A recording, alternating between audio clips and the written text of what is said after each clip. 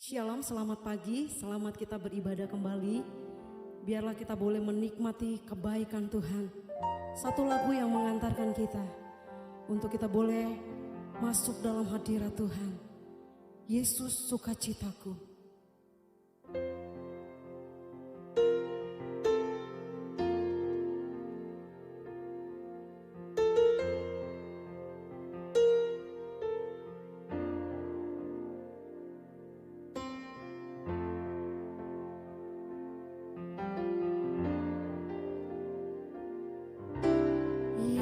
Yesus sukacitaku,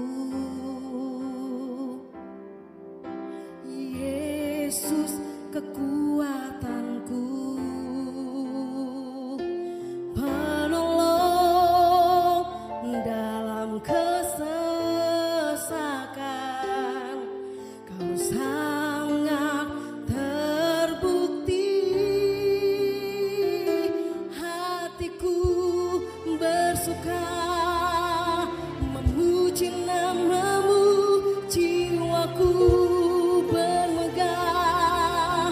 Ku angkat tanganku, apapun yang terjadi dalam keadaanku, sukacitaku hanya di dalam-Mu. Terima kasih Tuhan. Yesus sukacitaku, Yesus kekuatanku, penolong dalam kesesakan. Kau sangat terbukti, hatiku bersuka memuji namamu, jiwaku bermegah. Ku angkat tanganku, apapun yang terjadi dalam keadaanku, sukacitaku hanya di dalam-Mu. Sukacitaku Tuhan tak ditentukan oleh keadaanku dan masalahku.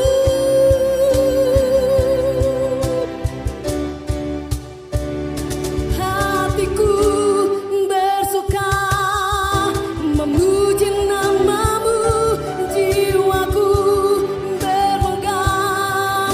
Ku angkat tanganku, apapun yang terjadi dalam keadaanku, sukacitaku hanya di dalam-Mu.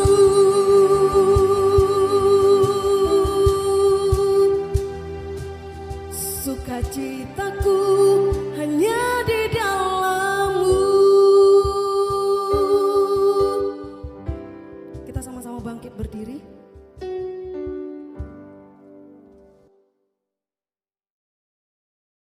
Salam damai sejahtera jemaat sekalian.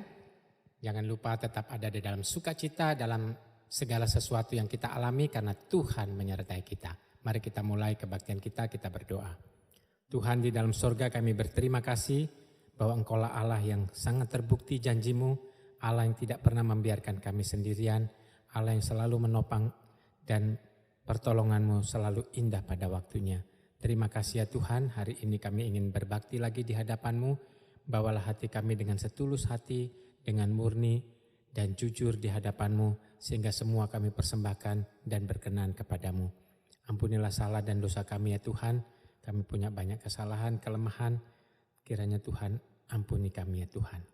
Jemaat sekalian, mari kita lakukan kebaktian ini dengan keyakinan bahwa pertolongan kepada kita datangnya dari Allah pencipta langit dan bumi, yang kasih setianya dari selama-lamanya sampai selama-lamanya.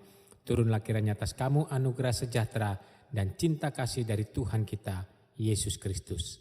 Amin. Silakan duduk Bapak Ibu, mengambil waktu teduh di hadapan Tuhan.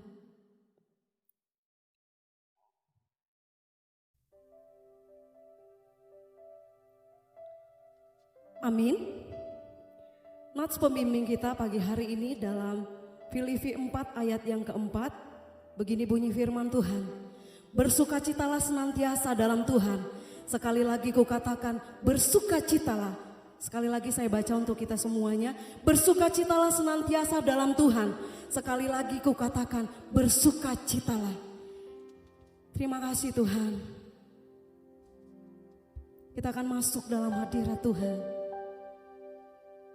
Kita akan menyembah Dia, Allah yang hidup, Allah yang terus memberikan sukacita, Allah yang terus memberikan kekuatan di tengah-tengah kondisi yang sulit sekalipun. Dia ada. Biarlah pagi hari ini hati kita terus terangkat untuk memuji Tuhan. Kita naikkan satu pujian kepada Tuhan. Ku nyanyi haleluya. Terima kasih Tuhan. Terima kasih untuk kebaikan-Mu dalam hidup kami.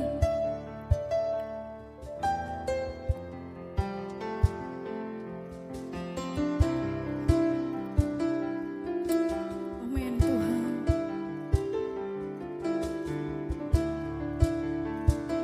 Sama-sama kita katakan, Bapakku datang. Bapakku datang menyembah-Mu di sini. Ku percaya Kau ada bagiku. Bapakku datang. Bapakku datang menyembah-Mu di sini. Ku percaya Kau ada bagiku. Tak usah ku takut, tak usah ku takut, sebab Kau sertaku. Tak usah ku bimbang, Kau di dalamku. Tak usah ku cemas, Kau penghiburku. Saat ku lemah, Kau kuatku. Sama-sama kita katakan, ku nyanyi haleluya. Ku nyanyi haleluya. Sungguh Kau hebat, ajaib perkasa perbuatan-Mu di hidupku, di hidupku. Terima kasih Tuhan. Kita mau sama-sama kembali angkat pujian ini kepada Tuhan.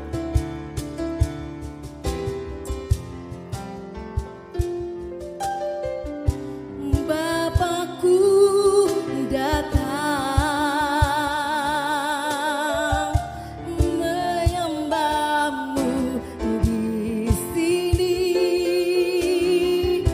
Ku percaya Kau ada bagiku.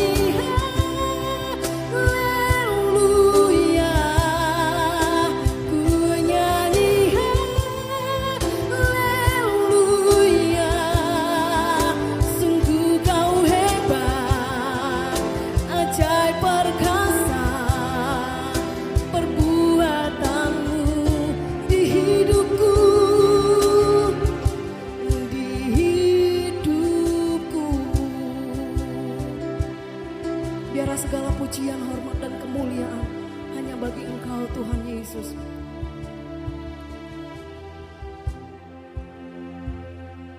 Amin. Kita masih tetap berdiri bersama dengan gereja Tuhan di segala abad dan tempat. Marilah kita bersama-sama mengikrarkan iman kepercayaan kita yang berbunyi demikian.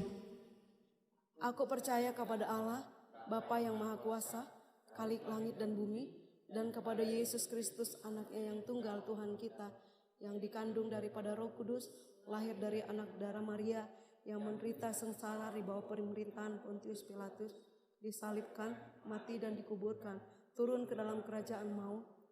Hari yang ketiga bangkit pula dari antara orang mati, naik ke sorga, duduk di sebelah kanan Allah, Bapa yang Maha Kuasa, dan dari sana ia akan datang untuk menghakimi orang yang hidup dan yang mati. Aku percaya kepada Roh Kudus, gereja yang kudus dan am, persekutuan orang mati dan hidup yang kekal. Amin. Silakan duduk Bapak Ibu. Kita akan mempersiapkan hati kita untuk firman Tuhan boleh berbicara pagi hari ini kepada kita pribadi lepas pribadi. Kita rindu firman Tuhan akan meneguhkan kita. Kita mau naikkan satu pujian kepada Tuhan. Tenanglah kini hatiku.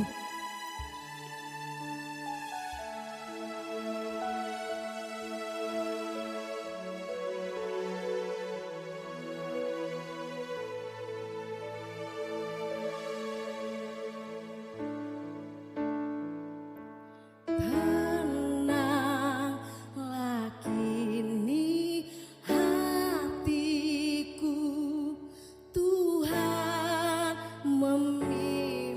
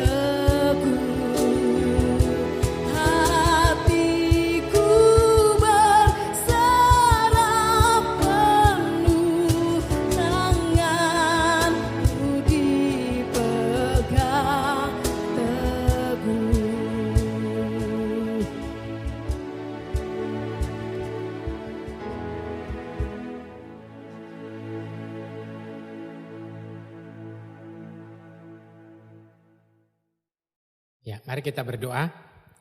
Tuhan di dalam sorga, terima kasih hari ini kami mau belajar lagi daripada firman-Mu.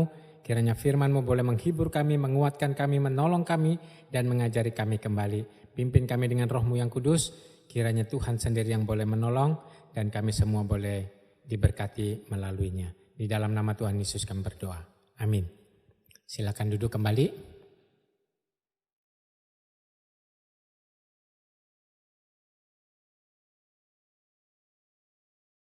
Saudara sekalian, tema kita hari ini adalah sukacita. Jadi tema kita adalah sukacita, atau adakah sukacita di hatimu? Nah saudara, apa itu sukacita? Sukacita adalah perasaan senang, perasaan gembira, perasaan bersukaria, dan perasaan bahagia. Itulah sukacita. Ya. Di dalam bacaan yang kita baca, mari kita baca Filipi pasal 4 ayat 4. Filipi pasal 4 ayat 4. Demikianlah firman Tuhan. Bersukacitalah senantiasa dalam Tuhan. Sekali lagi kukatakan bersukacitalah. Ayat ini paling terkenal kalau membahas tentang sukacita. Nah saudara, kalau membahas tentang sukacita, mari kita baca lengkap ayat ini. Baru kita dapat mengerti apa gambaran sukacita yang dimaksud oleh firman Tuhan pada Filipi pasal 4 ini. Mari kita baca Filipi pasal 4, saya bacakan mulai ayat 2 sampai 7. Eudokia ku nasihati dan Sintike ku nasihati supaya sehati sepikir dalam Tuhan. Bahkan ku minta kepadamu juga Sunsugos temanku yang mereka.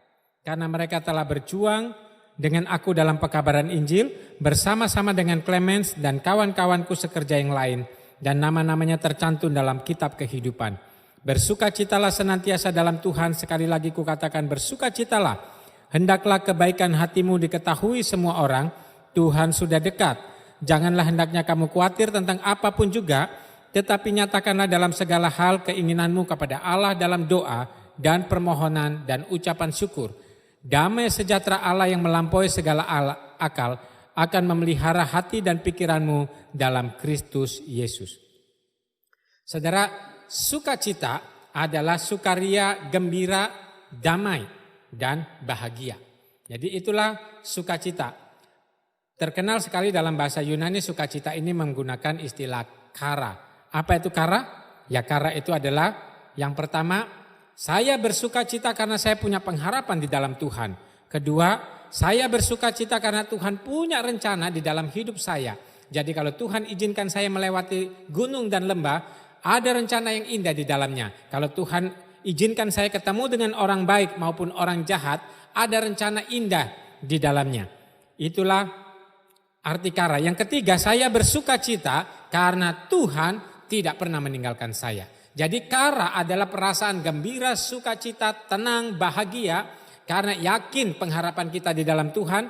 Karena yakin Tuhan sedang membentuk kita semakin indah. Dan karena yakin bahwa Tuhan sama sekali tidak pernah meninggalkan kita. Itulah sukacita.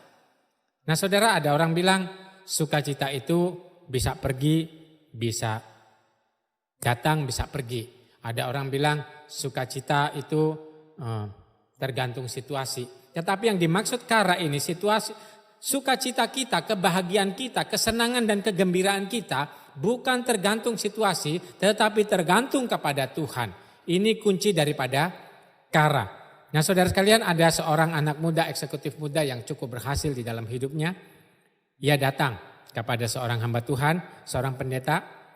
Dan dia berkata, Pak, saya seringkali dengar khotbah tentang sukacita, tetapi sukacita yang dimaksud itu seperti apa? Di dalam hidup saya anak Tuhan, tapi saya tidak bisa bersukacita. Saya mengikut Tuhan, tapi ternyata saya tidak bisa bersukacita.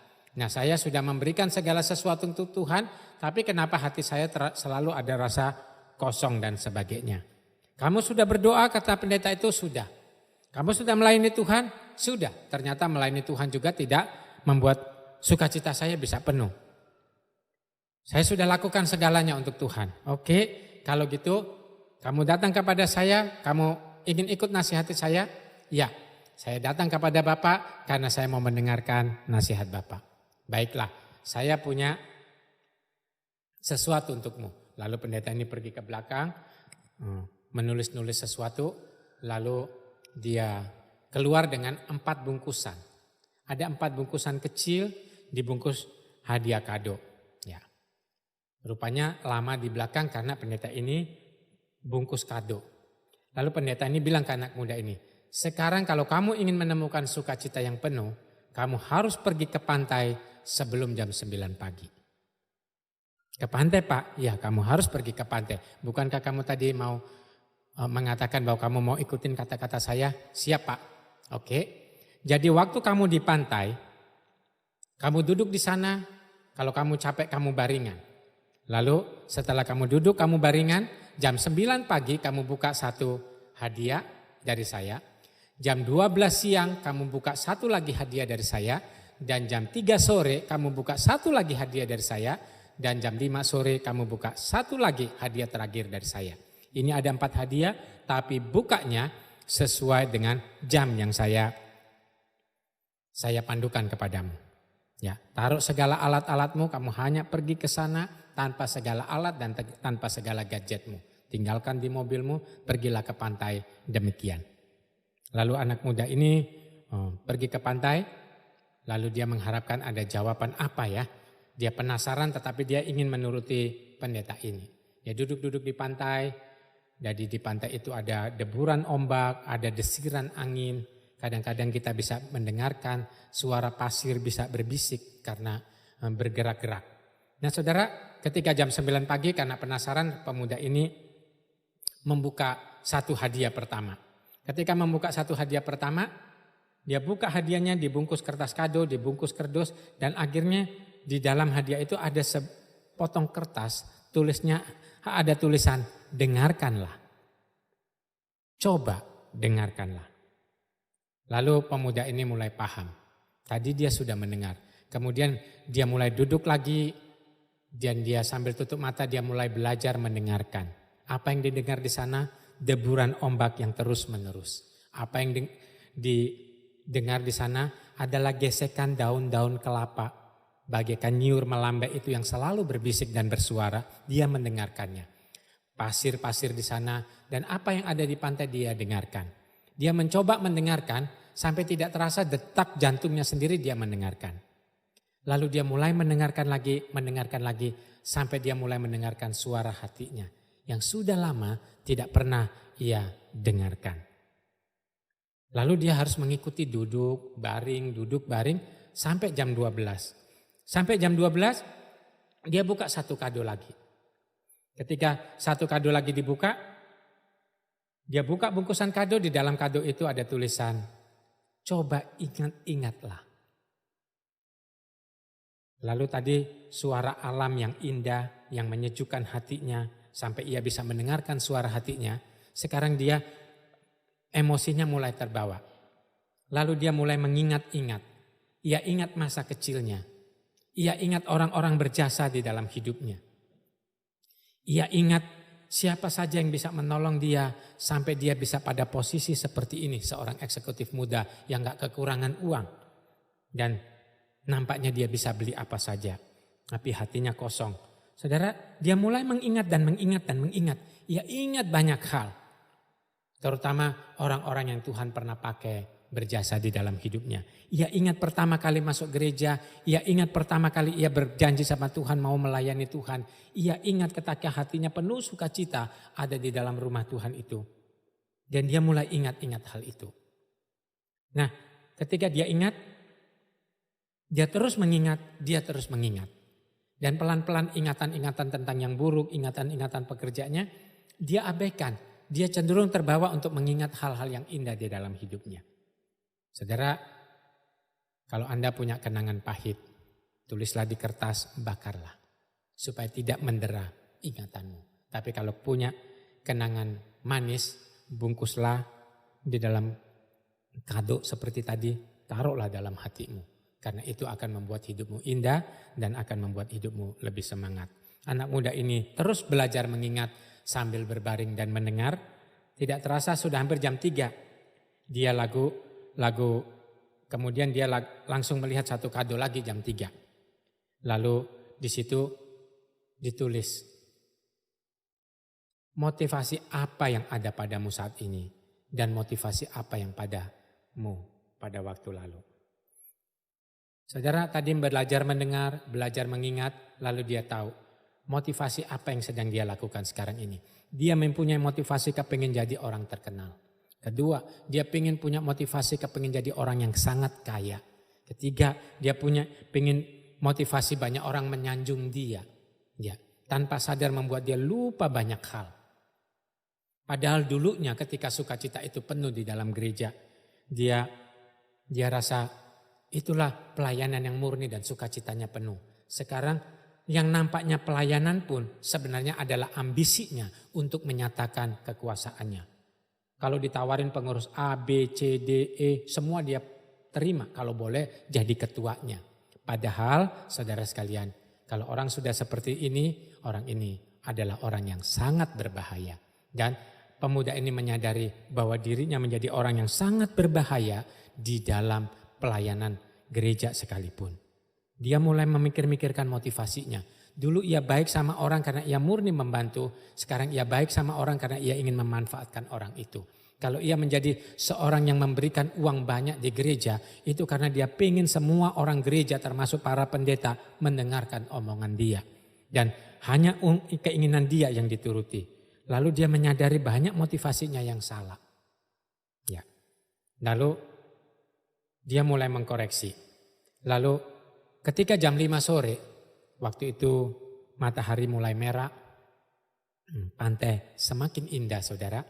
Pemuda ini buka hadiah yang terakhir, di situ ditulis, tulislah semua dan buanglah ke laut.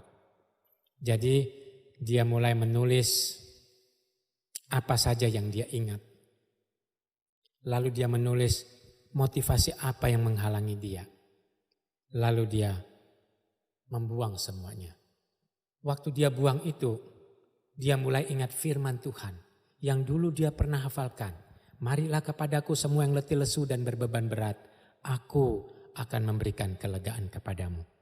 Saudara, ketika ia kembali dari pantai itu menemui pendeta ini, hatinya diliputi hati yang damai, tenang, bahagia, dan sukacita.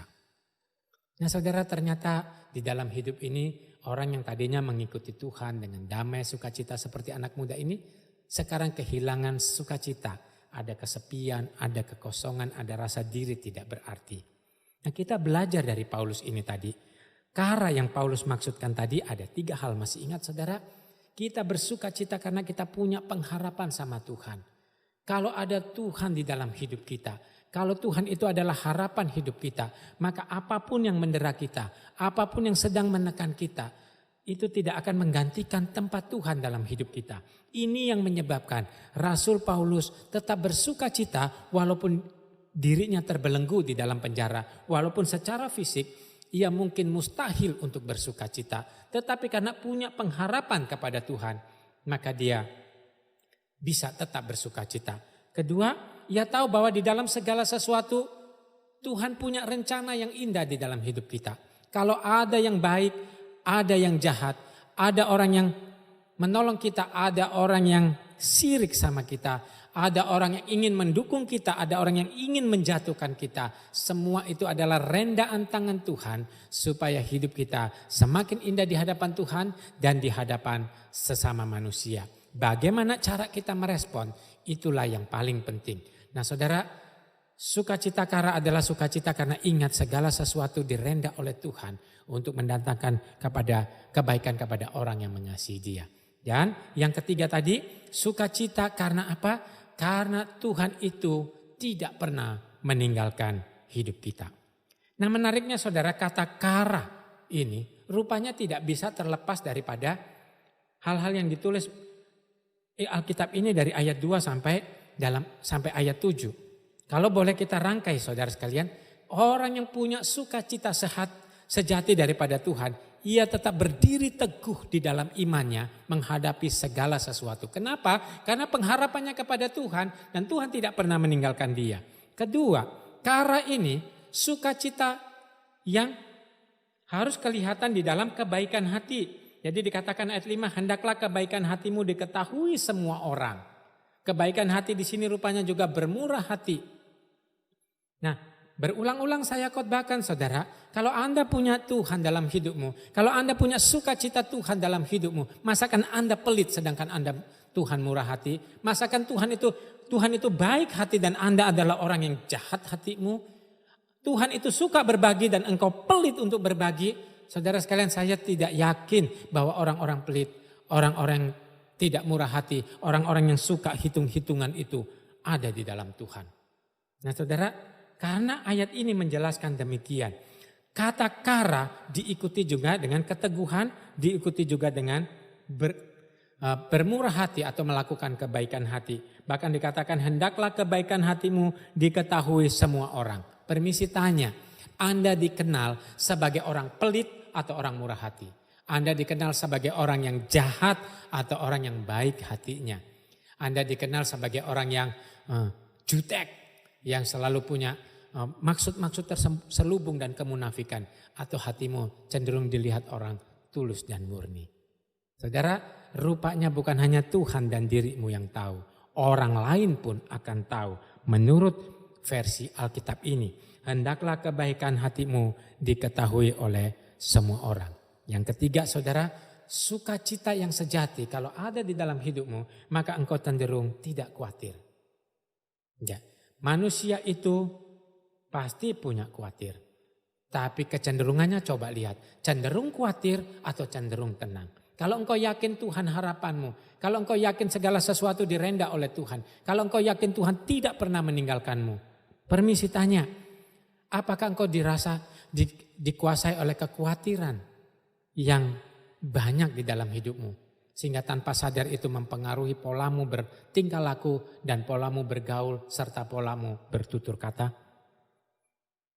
Berikutnya dikatakan, jangannya hendaklah kamu khawatir tentang apapun juga. Jadi orang yang punya sukacita Tuhan belajar untuk tidak khawatir.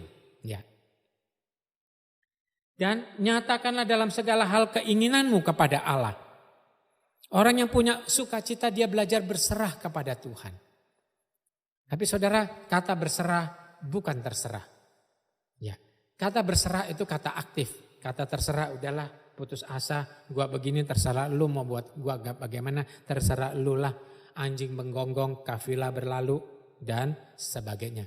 Tapi kata berserah adalah kata yang ingin berusaha semaksimal mungkin tetapi tetap menyerahkan hasilnya kepada Tuhan yang menentukan. Jadi kalau kita berusaha orang lain dapat 1000 kita dapat 100, puji Tuhan. Karena kita sama-sama usaha tetapi orang lain dapat 1000 saya dapat 100. Kita tetap boleh evaluasi diri kita mengapa saya cuma dapat 100 dan orang lain dapat 1000. Tetapi jangan sampai itu membuat kita Tuhan lebih mengasihi dia daripada saya atau menganggap orang itu lebih hebat daripada saya. Kalau kita sudah semaksimal mungkin hasilnya segitu, rezeki memang Tuhan yang atur. Nah saudara, inilah yang tanggung jawab kita. Jadi jangan sampai kita malas-malasan Tuhan akan memberikan segala sesuatunya. Kita berusaha bekerja semaksimal mungkin. Mengejar segala impian kita. Mengejar segala cita-cita kita. Untuk Tuhan dan sesama dan keluarga dan diri kita. Tetapi hasilnya kita serahkan kepada Tuhan. Dan yang berikutnya, sukacita di dalam kara ini terkait dengan damai sejahtera. Ayat 7 dikatakan, damai sejahtera Allah yang melampaui segala akal akan memelihara hati dan pikiranmu dalam Kristus Yesus. Itulah kata sukacita. Adakah damai di hatimu? Dulu ada orang berkata, suka bernyanyi, adakah damai di hatimu? Adakah sukacita? Karena rupanya damai dan sukacita tidak terpisahkan. Menurut teks ayat ini, kata kara. Ya. Nah saudara sekalian, karena Tuhan menyertai kita. Tetapi kita tetap hidup di dalam dunia ini. Teolog terkenal berkata, kalau kita sudah ke sorga nanti, kita tidak mungkin berdosa.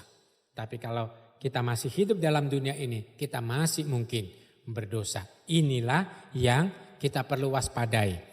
Nah saudara, Charles Swindoll berkata ada 3 hal yang bisa mencuri sukacita Anda dan saya. Yang pertama, kekhawatiran. Ya, kita punya banyak kebutuhan. Kita punya banyak keinginan.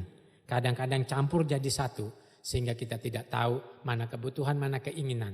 Tetapi itu bisa membuat kita dikuasai oleh kekhawatiran. Akhirnya hidup kita dikuasai oleh kekhawatiran. Waktu kita, energi kita lebih banyak ke sana. Dan orang yang khawatir lebih banyak pesimis, lebih banyak negatif lihat orang, dan lebih banyak meragukan diri sendiri. Nah saudara, kekhawatiran ini bisa merampas sukacita. Biasanya kekhawatiran menyelinap di dalam hidup kita. Ketika kita kurang lagi yakin bahwa Tuhan tidak meninggalkan kita. Ketika kita kurang lagi berharap kepada Tuhan. Ketika kita tidak bisa lihat lagi bahwa segala sesuatu yang terjadi sekitar kita. Karena Tuhan sedang mengizinkan untuk membentuk kita semakin indah. Saudara, itulah rasa khawatir. Kedua, yang bisa mencuri sukacita kita adalah tekanan batin. Ya, tekanan batin atau luka batin. Kita masih hidup dalam dunia yang berdosa. Ada banyak orang berbicara, lu tahu nggak orang ini dapat segini, lu cuma dapat segitu. Lu tahu nggak orang ini bisa segini, lu cuma segitu. Akhirnya kita merasa tertekan karena tuntutan-tuntutan yang ada. Kalau kita tertekan itu wajar. Bahkan satu kali kita terpuruk itu juga wajar. Tetapi firman Tuhan berkata orang benar kalau jatuh dia akan bangkit lagi dan tidak terpuruk selama-lamanya. Lingkungan, kadang keluarga, kadang teman-teman, kadang tuntutan yang ada membuat kita akhirnya tertekan batin kita. Banyak sekali tuntutan sedangkan aku tidak bisa kerjakan semuanya dengan baik. Nah saudara, tuntutan-tuntutan ada itu membuat batin kita tertekan dan itu bisa mencuri sukacita dan damai sejahtera di dalam hidup Anda. Nah pada waktu kita seperti ini, kita belajar seperti anak muda tadi, eksekutif muda tadi ini. Yang mencari Tuhan melalui anak-anak Tuhan. Nah saudara, saya kenal seorang dokter di Kalimantan. Ya, di Kalimantan dia punya kerjaan yang baik, dia punya pasien yang banyak. Tetapi namanya dokter, anak Tuhan, banyak juga orang iri dan ingin menjatuhkan. Lalu berbagai macam upaya sehingga membuat dia tertekan. Dia membuat penghasilannya berkurang. Dia bisa membuat akhirnya dia serba gak enak kiri dan kanan. Ya, tapi satu saat dia memberikan satu persembahan. Saya bilang, bukankah hidupmu sulit? Dia bilang, saya gak tahu Tuhan selalu bisa punya cara untuk menolong saya bisa memberikan karena itu rindu saya. Lalu saya tanya, adakah sukacita di hatimu? Saya bilang, dia berkata, karena Tuhanlah aku akan tetap di sini. Ya, jadi aku akan di sini atau di sana karena Tuhan.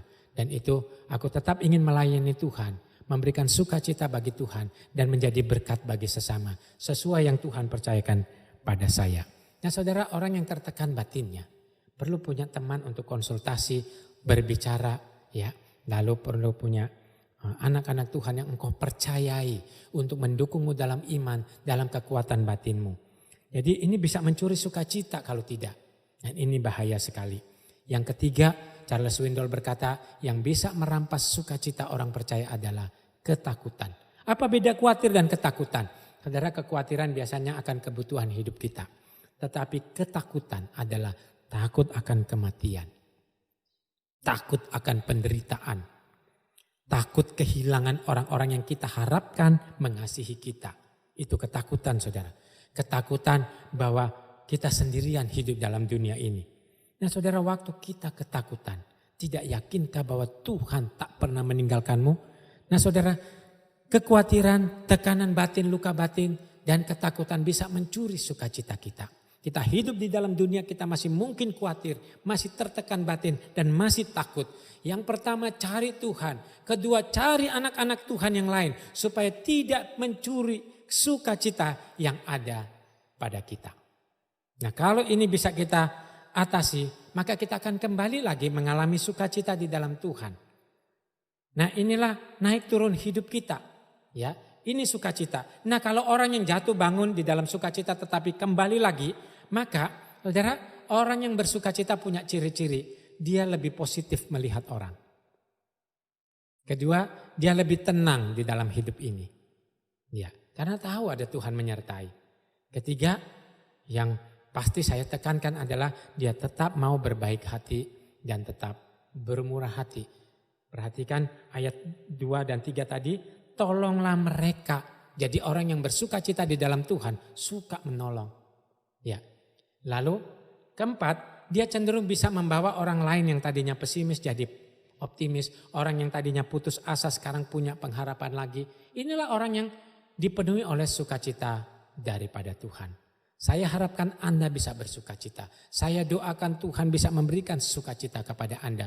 Saya juga mimpikan Anda sekalian yang sedang kehilangan sukacita, yang dicuri oleh kekhawatiran, ketakutan dan tekanan hidup.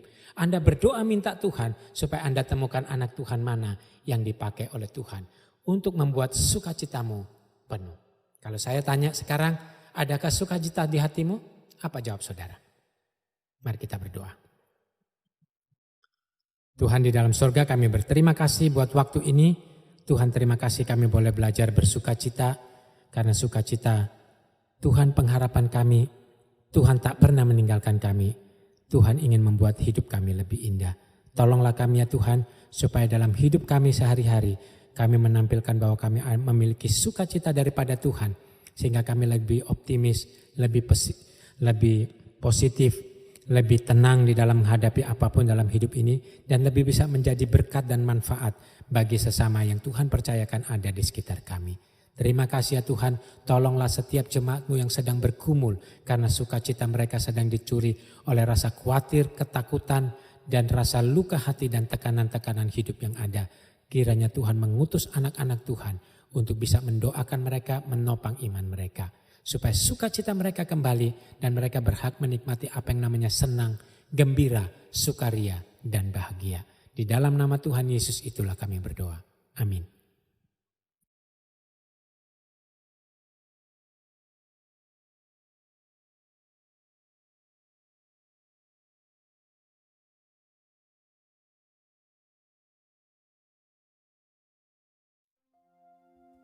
Saya percaya firman Tuhan meneguhkan kita pagi hari ini, menolong kita untuk tetap bersuka cita sekalipun di tengah-tengah kondisi yang kita alami hari-hari ini. Tuhan yang akan menolong kita. Kita akan memberikan persembahan kita untuk pekerjaan Tuhan. Kita mau angkat satu pujian kepada Tuhan. Ku bersyukur Bapa.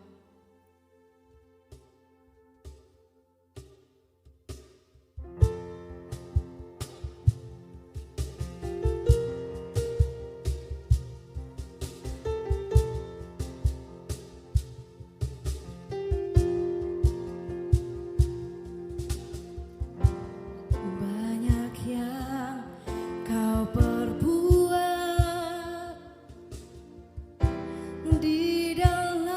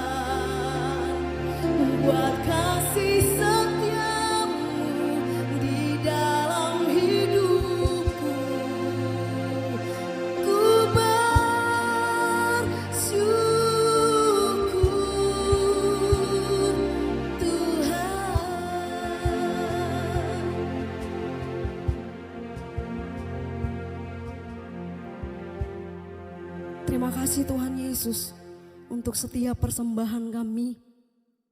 Kami rindu persembahan ini boleh kami pakai untuk pekerjaan Tuhan. Memberkati setiap jemaat-Mu ya Tuhan yang sudah memberikan persembahan. Tuhan tahu setiap kebutuhan mereka. Tuhan tahu pergumulan mereka, ekonomi mereka hari-hari ini. Biarlah Tuhan yang memberkati. Dan kami berdoa, biarlah persembahan ini boleh dikelola dengan baik. Berkati setiap hamba-hamba-Mu yang mengelola. Sehingga kami belajar takut akan Tuhan. Sehingga persembahan ini boleh dipakai untuk kemuliaan bagi nama Tuhan. Terima kasih Tuhan Yesus. Di dalam nama Tuhan Yesus kami bersyukur. Amin. Kita akan menutup ibadah kita. Pagi hari ini kita mau mengangkat satu pujian kepada Tuhan. Kecaplah dan lihatlah betapa baiknya Tuhan.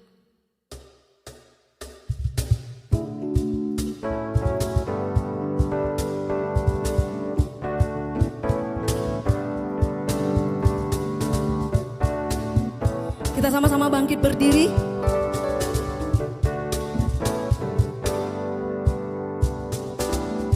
Kecaplah dan lihatlah betapa baiknya Tuhan itu. Rasakan dan nikmati kasih setia Tuhan. Kecaplah dan lihatlah, kecaplah dan lihatlah betapa baiknya Tuhan itu. Rasakan dan nikmati kasih setia Tuhan, kasih setia Tuhan, kasih setia Tuhan. Sama-sama katakan, syukur bagimu Tuhan, segala hormat bagimu Tuhan, Allah yang mengasihiku, Allah yang memeliharaku selamanya. Kita tetap sama-sama mengangkat pujian ini. Kecaplah dan lihatlah betapa baiknya Tuhan itu. Kecaplah dan lihatlah betapa baiknya Tuhan itu. Rasakan dan nikmati kasih setia Tuhan. Kecaplah dan lihatlah, kecaplah dan lihatlah betapa baiknya Tuhan itu. Rasakan dan nikmati kasih setia Tuhan, kasih setia Tuhan. Syukur bagimu Tuhan, segala hormat bagimu Tuhan, Allah yang mengasihiku, Allah yang memeliharaku. Syukur, syukur bagimu Tuhan, segala hormat bagimu Tuhan, Allah yang mengasihiku, Allah yang memeliharaku selamanya, selamanya, selamanya.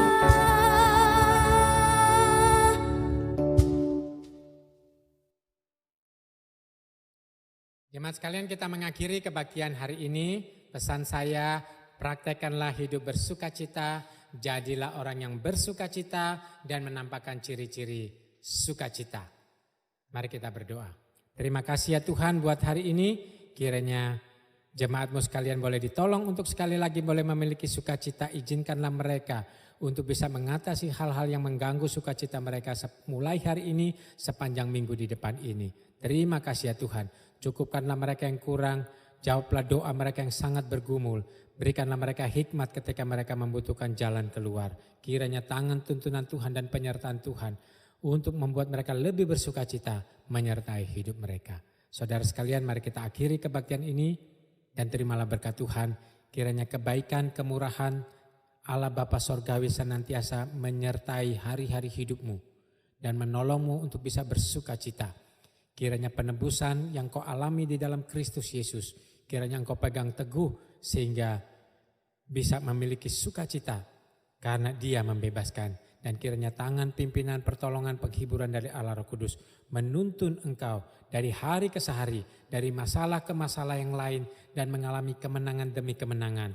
Supaya sukacitamu penuh dan kau menjadi alat sukacita Tuhan bagi sesama mulai hari ini sampai Tuhan Yesus datang kedua kali.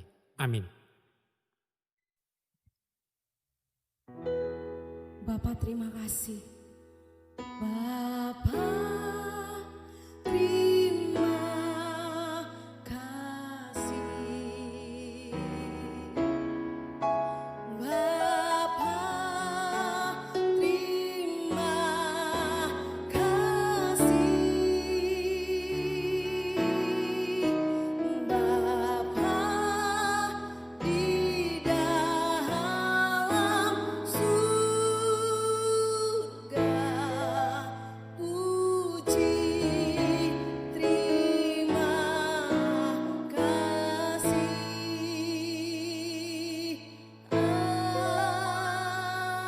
Amin. Amin. Silakan duduk mengambil waktu teduh di hadapan Tuhan.